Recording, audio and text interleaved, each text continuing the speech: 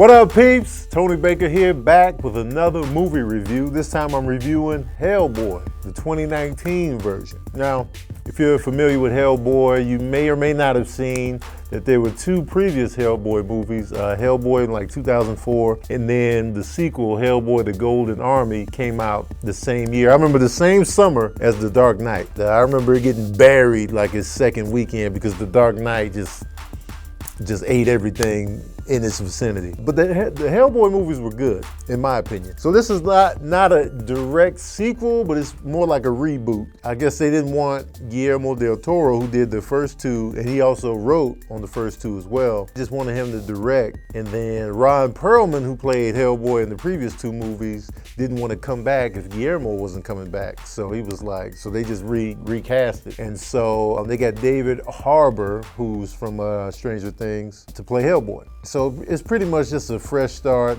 but continuing the theme of Hellboy. If you're not familiar, Hellboy was a comic book before it ever became a film by Mike Mignola. You know, he's been around. Hellboy's been around. The reboot, first of all, they went rated R with this one. The previous two movies were PG-13, so you know you can only go so far with the PG-13 cracking. So they're going rated R route. That could be good or it can be not so good. It could be over the top. Like, let's take, for example, The Punisher, Warzone. When they went super rated R, nobody cared. Like, it was mad violent, but you was just like, it's too violent now. It was just like, it was so violent, it was numbing. Or you can go rated R and it works, like Deadpool or Logan, okay? Hellboy is pretty much about, back in the days of King Arthur and Merlin, they set up this blood queen. Some witches set her up to be betrayed, and so she vowed revenge. They pretty much killed her and sent her body parts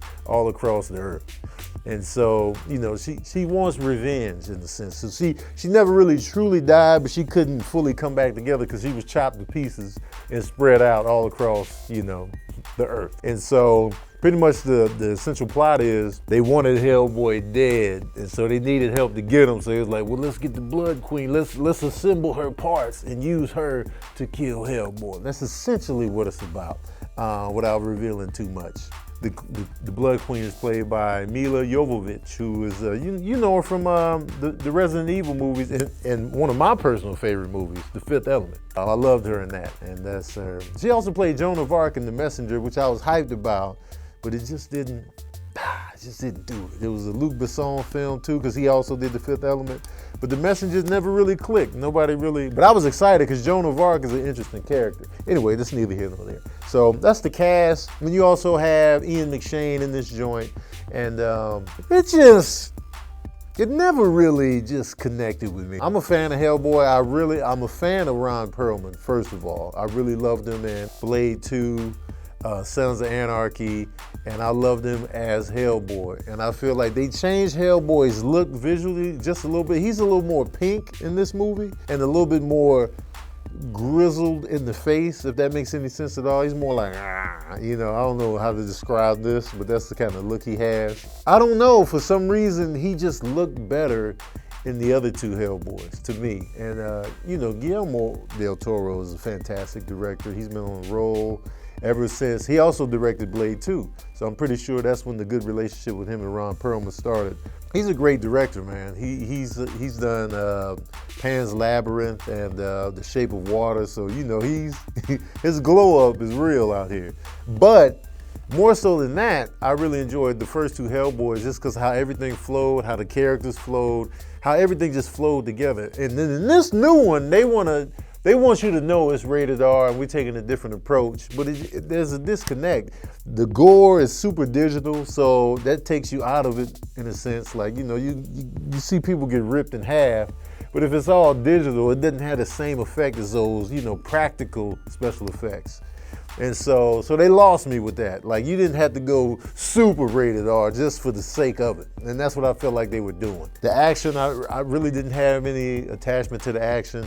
You know, I was getting tired, and I went to 11 p.m. show, so I was like, there was no adrenaline pumping going on. David Harbour did what he could. He was a cool Hellboy. Like, I don't want to knock him, but and you know, the question is going to be asked, who do you prefer as Hellboy? I got to go with Ron Perlman. I feel like he did a better job.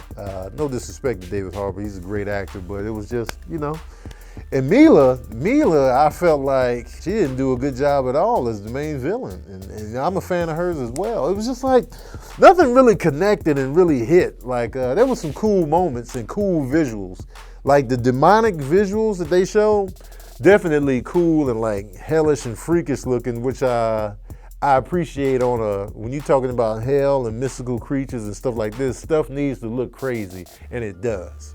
But the connection, the stuff I was seeing, I was just like, oh, that's weird looking, but I was never like, oh, that's weird looking. It was never like that. And so I was just sitting there just taking it. And I was taking the movie to the face, is what I'm saying. One of the takeaways is changing the rate. I'm a rated R fan. Like, you know, when you go R-rated, I'm a fan of that. Like when Logan went R-rated, big fan. I felt like it made everything better. Everything doesn't need that. I didn't feel like Hellboy needed the R rating because it's more of a fantasy sci-fi type of joint. You don't really need the gore. Another takeaway is the hue of Hellboy just really matters, man. Like he was pink. Like I wanted him more red, more polished, you know what I mean? And so I miss that red Hellboy, you know what I'm saying? They called him red in the first two. And I kind of missed that family element that was in the first two movies as well. So I was kind of missing that. I was missing the water guy, you know what I'm saying? He wasn't in this one. So I was like, man, come on, man. How you gonna leave him out?